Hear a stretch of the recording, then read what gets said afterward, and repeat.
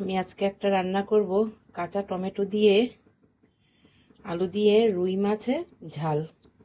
এই যে এখানে রুই মাছটা আমি ভেজে নিয়েছি, এখানে আলু কেটে নিয়েছি আর টমেটো কেটে নিয়েছি, আছে কাঁচা লঙ্কা, আর এখানে মশলা একটা তৈরি করে নিয়েছি, জিরা, কাশ্মীরি লঙ্কার গুঁড়ো, নুন আর হলুদ।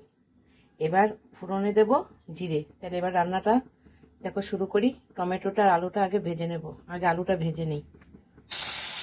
এবার আলুটা ভেজে নেব।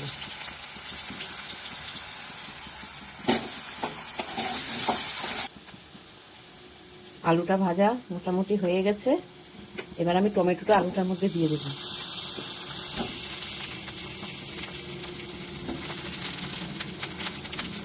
দিয়ে একটু ভেজে নেব।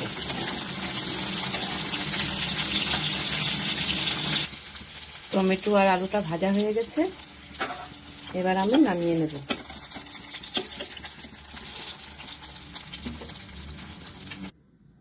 এবার কড়াইতে জিরে ফোড়নটা দিয়ে দেব।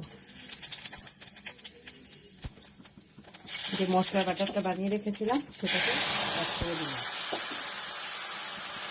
তার মধ্যে কাঁচা লঙ্কাটা দিয়ে দিলাম। এবার ভালো করে কষিয়ে নেব মশলাটা।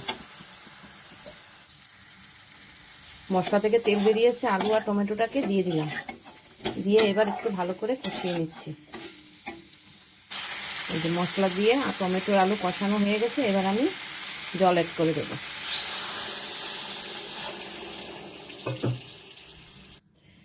ফুটে আসলে পরে মাছটা অ্যাড করব। মাছের ঝোলটা ফুটে উঠেছে, এবার আমি এর মধ্যে মাছগুলিকে অ্যাড করে দেব, দিয়ে আবার একটু ভালো করে ফুটিয়ে নেব।